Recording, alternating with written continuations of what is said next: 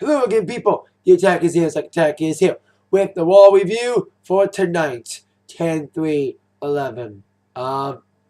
Overall, when it came to wrestling, not a lot tonight. We had a no contest. We had a squash. Actually, a couple squashes. 3 squashes in a row. One that was less than 30 seconds. And a very long main event that lasted 3 commercial breaks.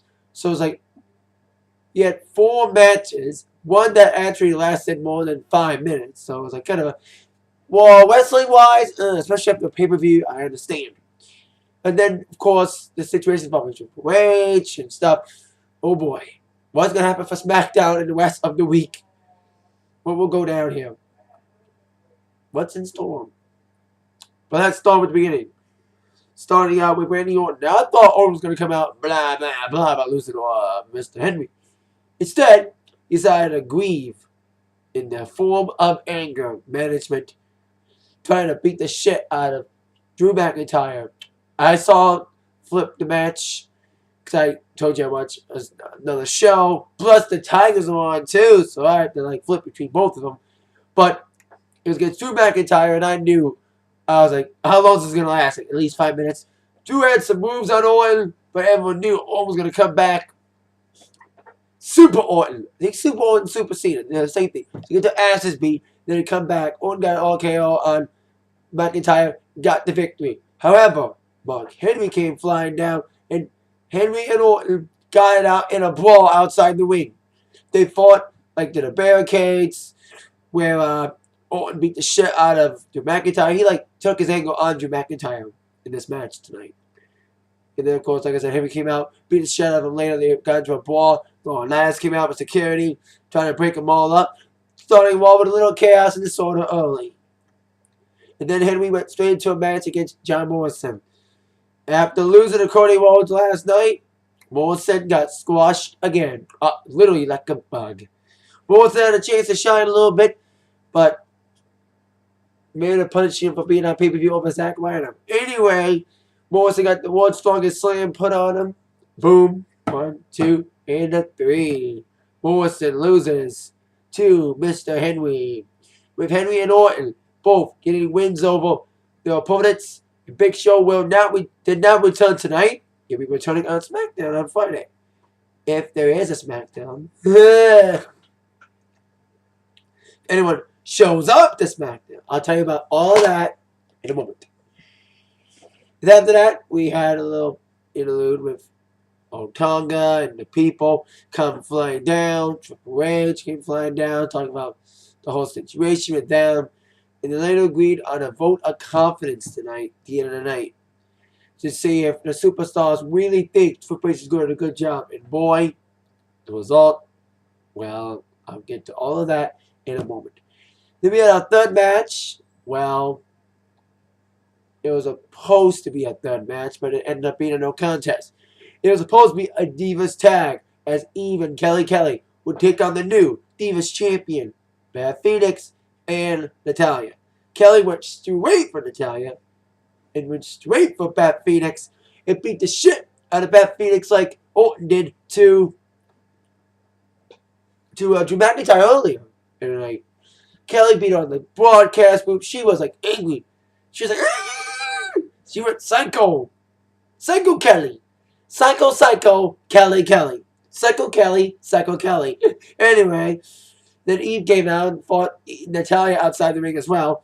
It went to a no contest because all 4 women were outside the ring beating the shit out of each other. Kelly wants a rematch against Beth, and I say she will get it either on Raw next week, if there is a Raw, if anyone shows up, or at Vengeance, same thing. Then we had Santino coming out versus Jinder Mahal. Oh, God. He went from a no contest to a 40-second squash. Then you go straight to the main event. Now they're going to have a pay-per-view, guys. Coming off a pay-per-view. At least storylines with belts and different things. Although we still don't know who's going to be facing off against Bruno next, we can tell some interesting scenarios. We head towards this Trump Man tag following the review of clips from Hell in a Cell with Miz and Truth interfering We had towards our 12-man tag event. Cena teaming up with CM Punk, AO Boom, Sheamus, and Mason White. Should have been Zack White in my mind. Woo woo woo. Taking on the new WWE champion, Alberto Del Rio, teaming up with Zig Swag, Jack Swagger, and Dolph Ziggler. Cody Rhodes, Christian, and David Orton in this match. Kind of a clusterfuck main event. But anyway, got a chance to shine a little bit. A lot of commercials. And a lot of interactions with Vicky Guerrero cheating. Evan Bourne. There was like Christian's team, the team of Christian and Alberto's team, they really dominate. That's what happens. Bad guys beat the shit out of good guys, and the good guys come back. In a flurry. You're in the last flurries of moves from Kofi and Airborne, and ending with the FU to Alberto. And then Ziggler getting a crow kick by Mr. Sheamus.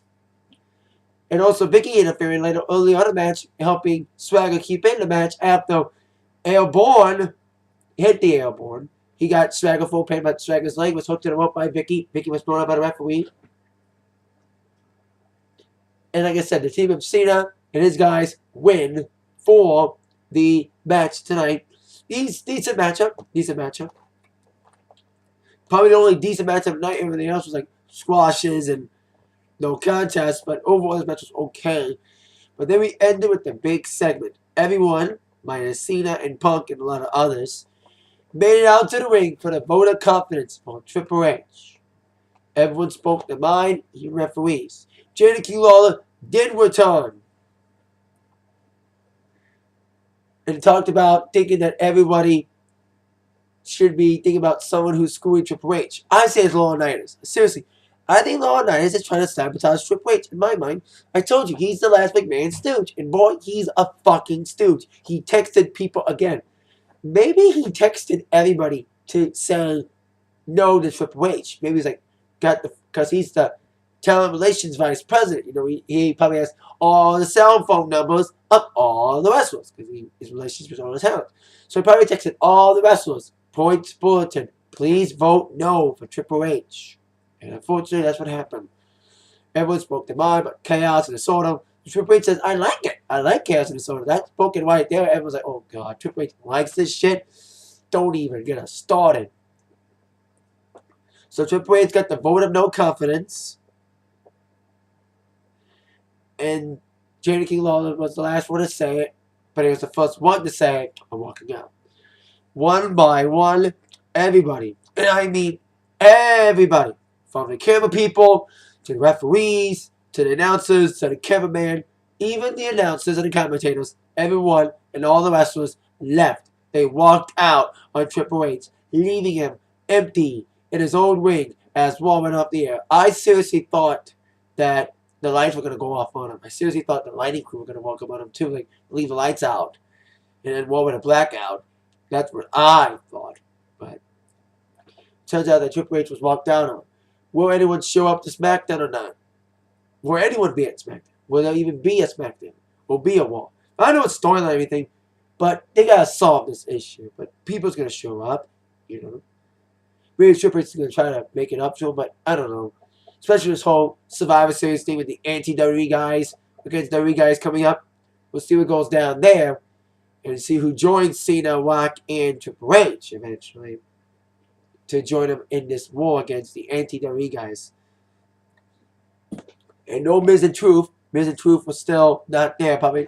They may end up showing up either next week or maybe they're saving them for another big appearance at Vengeance where everything will make sense, especially heading towards Survivor Series.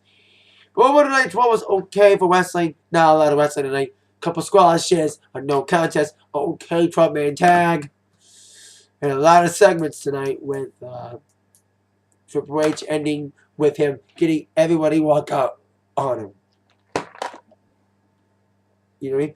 It makes sense. In this whole thing with Triple H, everyone walking out on him, this whole situation is getting very interesting on him. You know, everything's getting intriguing. Everything's exciting again. You know, it's just, you never know what's going to happen. You don't know who's going to do what. Who's going to walk out. Who's going to be champion. How many times they're going to switch titles. And hopefully, I'm saying this one time, hopefully the next pay-per-view doesn't end a half hour early.